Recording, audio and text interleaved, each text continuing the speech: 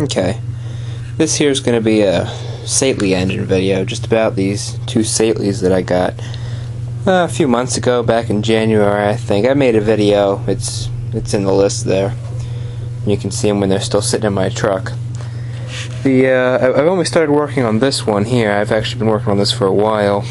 This other Sattley is just brought it in here for a reference. Kind of a before and an after thing. So, let me go over what I did with you. Yeah, it all came, obviously it all came apart. Power washed it, just to get some of the loose stuff off of there. And, we're getting ready for the reassembly phase now. You can see I had the carburetor off, obviously. And, sandblasted the carb, made a new top plate for it. It originally looks like this right here. I have the top plate for this engine's carburetor. I just took it off to be cleaned right now. But I had to make one, and I still have to drill a hole there. What there is there's a little priming cup that goes in there to prime this chamber of the carburetor with fuel, and then a little flip top oil cap thing, just as a cap for it. Everything's polished up, that carburetor's ready to run. I just have to run the lines for it, the fuel lines, the feed and the return. Like I said, I had the governor, I've cleaned up all the governor linkages. They were all rusted quite badly. You can see where the governor actually enters.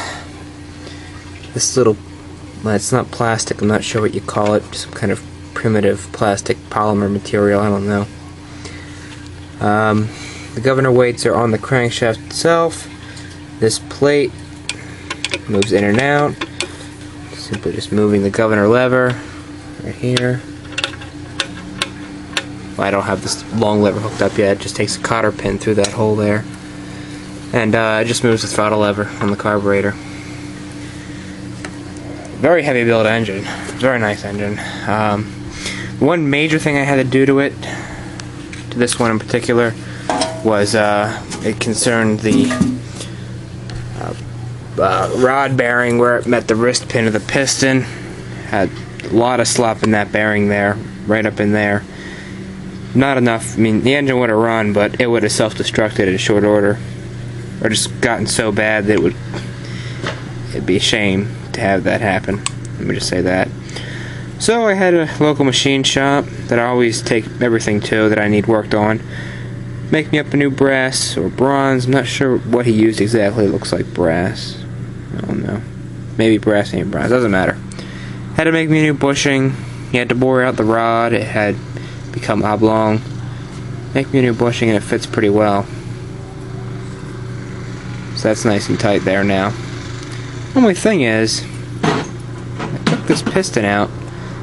I don't know if it had 4 rings or 3 rings originally.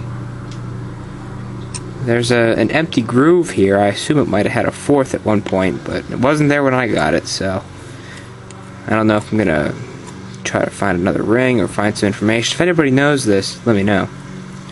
I don't know. Cylinder wasn't bad in this engine. Yeah, I can't. I got a couple of the head bolts in now. I'll show you. I just did the valves on it the other day. They weren't bad either. They're definitely worn. Let me say that, but they're not worn to the point where they won't function properly. Come on. There we go. Oh, the gasket's still good too. Bore's not bad. Had some surface rust. You can't really see in the light, but it's not bad. Yeah, the rest of the engine's alright, except for the broken off oil level indicator. That'll require some repair. Of course, I think I showed you before in another video the magneto, which I did some work to.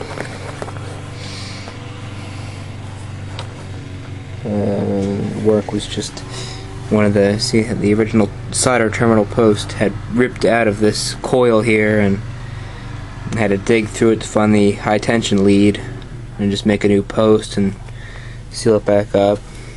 You know, that was about it. I worried about having to charge these magnets as well, but again, once I got the points aligned properly, it ended up having decent spark, so that's good on that.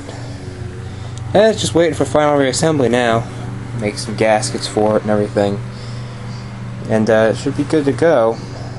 And of course a crank handle, if I decide to make one, which I will eventually. But for now, the pulley that was on here, the big flat belt pulley, somebody had cut a notch into it, I believe to use a rope to start it, so I'll probably just do it that way for the first couple runs.